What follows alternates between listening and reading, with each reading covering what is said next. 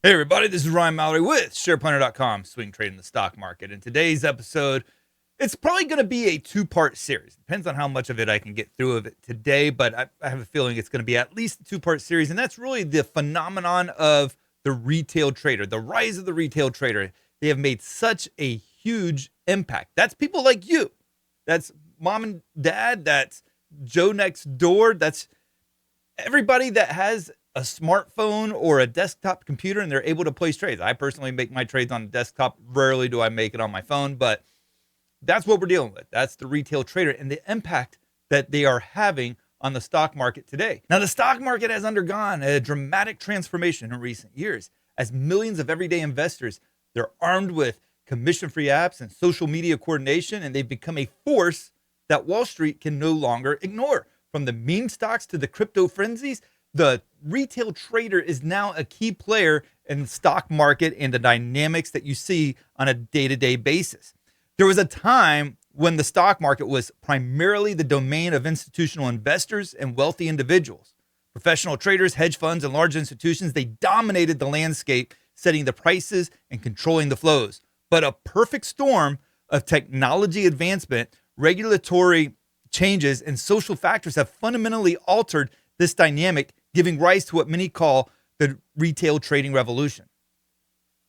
Now, I remember over 20 years ago, I hardly knew anybody that traded stocks. Now, I knew people that had 401ks and IRAs to speak of, but I didn't really know a lot of people that actually traded stocks. I remember when I was in the workforce, I would trade stocks, and I was really the only person that did it. If I was telling people that I was day trading stocks, which a lot of people do in the workforce, but if I was doing it back then, people were looking at me like I was playing video games when I was supposed to be working. Now everybody's trading stocks. They're pressing buttons on their phones, whether it's through the Robinhood or they're doing it on their desktop, and people really don't even blink an eye at it now unless it just becomes an absolute gambling addiction, which I guess for some that's the case too. So now it's like the new form of sports. Sports betting companies are the new teams. CEOs are like their favorite football player. I mean, you see that with NVIDIA. You see it with Tesla. You see it with Apple. You see it with all the big tech stocks. I mean, the CEOs are like your favorite football player, right?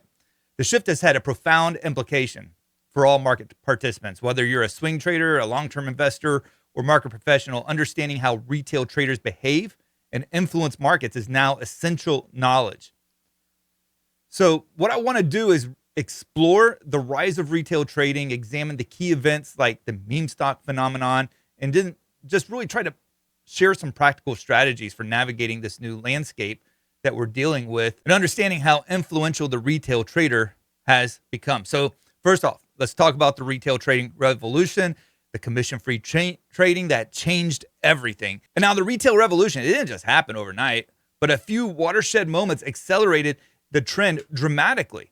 And perhaps none was more significant than the elimination of trading commissions. So prior to 2019, most brokerages charged $5 to $10 a trade. I remember at times when it was over $20 a trade. It was a significant barrier for small investors like myself who might only be trading a few $100s at a time to be able to get any kind of real gains in the stock market. It just wasn't happening.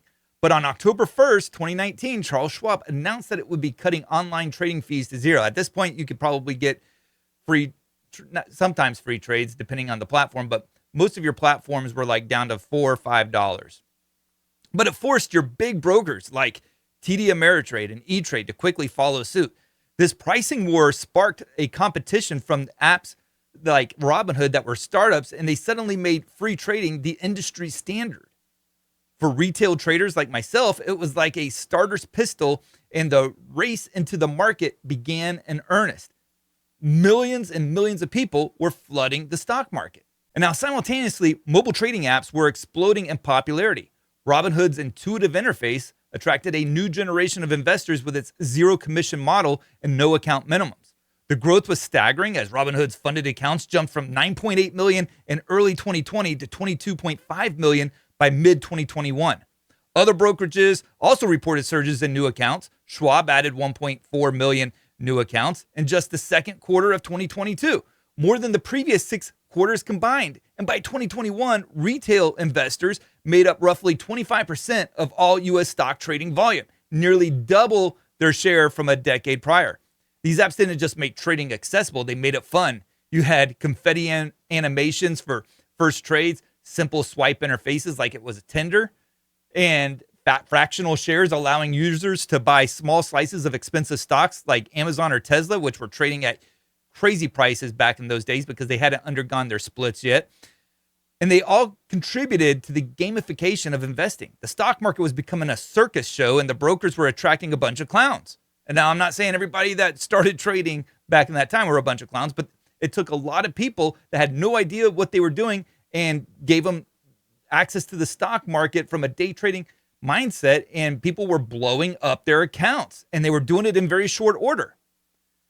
But then let's throw some gasoline on the fire. And so while the groundwork was laid in 2019 with the commission-free trading, it was COVID-19 pandemic that truly supercharged the retail trading activity. You had the lockdowns that started hitting, and when the pandemic hit in early 2020, several factors converged to create a perfect environment for the retail trading revolution to really flourish. People were stuck at homes with extra time on their hands. Traditional entertainment options like sports and casinos, they were shut down. The government sent stimmy checks directly to Americans. The market crashed in 2020, creating a new buy the dip opportunity.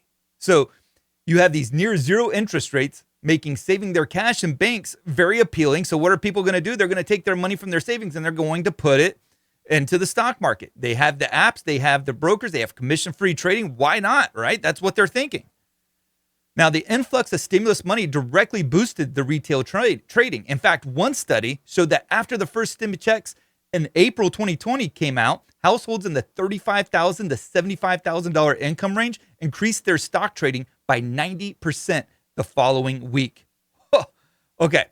Even the higher income households showed an 82% jump in trading right after receiving stimulus funds. So you have the 2020 COVID rally with zero commissions and lots of free time. New retail traders aggressively buying the dip back in March of 2020 when the market crashed. This wave of dip buying helped fuel a ferocious rebound. I mean, I remember my neighbors coming out and telling me that they had bought Royal Caribbean. Royal Caribbean couldn't even sail. You had people buying them. You had people buying like very high volatile stocks. You had them buying the airliners, and people weren't really flying. But by mid-2020, stocks were hitting new highs, new all-time highs, even as the economy was still reeling. A disconnect that left me professionals scratching their heads. I know they made me, I don't know, I guess at times I felt clueless. Retail traders tended to pile into the big winners of the pandemic, the high-growth tech names and stay-at-home economy stocks. A Goldman Sachs index tracking 58 stocks popular with retail traders surged over 80% in 2020, far outpacing the S&P 500's 14.5% gain that year. In other words, the basket of retail favorites, think Tesla, Amazon, Zoom, remember Zoom? Or what was the other one, the biking company? Gosh, it's going to kill me. I'm trying to think of this while I'm doing the podcast. Oh, man, that's going to kill me. Anyways, it's that stupid bike, where people would get on there and they would get on there and have the little tablet in front of them. That thing, it starts with a P, okay? I'm not totally clueless, but it's just, I'm having a brain fart right now. I can't remember it. But a popular mantra emerged among this new class of traders because they bought the dip in March 2020 and the market just ripped higher. Very similar to like what we're seeing here in April and May of 2025. And it was the whole phrase, stocks only go up, which was a phrase and still is championed by Dave Portnoy as he live streamed his day trading exploits during the lockdown. Such was the euphoria among the new retail trading army. But we didn't stop there. The meme stock revolution then went on to GameStop and Beyond. The newfound power of retail traders truly made global headlines in January of 2021 with the GameStop saga, which was a watershed moment that demonstrated that retail traders could shake the foundations of Wall Street itself. GameStop, a struggling video game retailer, was heavily shorted by hedge funds at the time.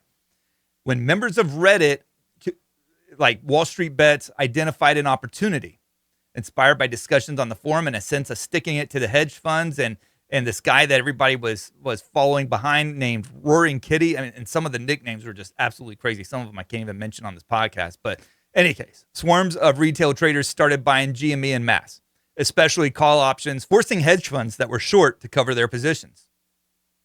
Now, the result was explosive. In less than a month, GameStop shares price rose over 1,600% from under $20 to a peak of around $347 by late January 2021. At one point in intraday trading, GME even touched 500 plus per share. This spectacular spike was almost entirely driven by individual investors banding together, fueled by a mix of greed, stupidity, and internet memes. Now, GameStop wasn't an isolated case. It was just the flagship of what became known as the meme stocks, or as some people call it, meme stonks. Other heavily shorted companies with loyal online followings like AMC Entertainment, BlackBerry. Yes, BlackBerry. That was one that like totally blew me away because nobody was using BlackBerries back then anymore. I mean, that was like something that, early 2000s where people were using BlackBerries. And then when you had the smartphone, people pretty much threw away the BlackBerries. But lo and behold, BlackBerry became a thing again. You had Bath and Beyond, which now looking back, that's pretty much a defunct company. I mean, I know the ones around here have all shut down. But they all skyrocketed in sympathy. AMC, the movie theater chain, it jumped 200%. And the same week, GME went parabolic. And the funny thing was, they weren't even really open at the time. They couldn't show movies at all because they were on lockdown as well. I mean, yes, there was some gradual reopening and stuff, but there wasn't a lot of people going to the movie theaters. I know this because my daughter was working at the movie theaters and nobody was going to them. But yet AMC just launched higher. And the meme stock phenomenon showcased retail traders' casino-styled risk as a result. When you can't really tie the two together, the logic behind buying AMC when no one's going to see movies and it's going up like 200%, sometimes going up over 100% in just a day. So many were buying call options. They're pouring their life savings into single volatile stocks. Stories emerged of small investors turning a few $1,000s into hundreds of $1,000s and then losing it all. Some even took out loans. They used their student loans and they took out second mortgages and lost that money as well. People were ruining their life. There was even some people that were killing themselves. So for a while there, it felt like a populist uprising in the stock market, Main Street versus Wall Street. Now, while the meme stock bubble eventually deflated, the episode of that time had a lasting impact.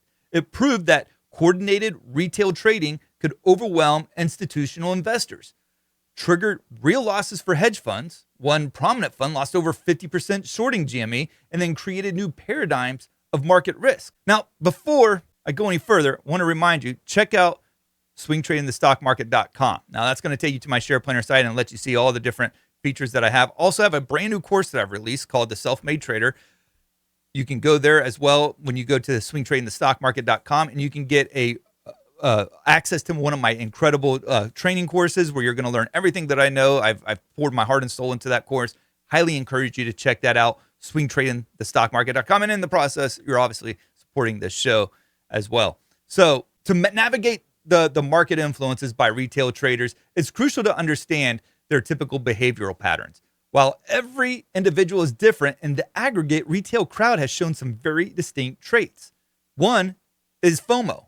FOMO trading, fear of missing out. You've heard it probably many times. You've heard it from me as well. I've talked about it quite a bit at length, but this is perhaps the hallmark of retail behavior in recent years. When prices are rising, retail traders often rush in because they don't want to miss the next big win. FOMO can drive parabolic moves. A stock that's already up 50% in a week might attract more buyers simply because it's going up. Remember Dave Portnoy, stonks only go up. The danger, of course, is that FOMO buyers are often late to the party and end up buying at the top. But that fear of missing out and missing out on those huge gains has led many to chase rallies well beyond traditional valuation and what they would justify as a good buy.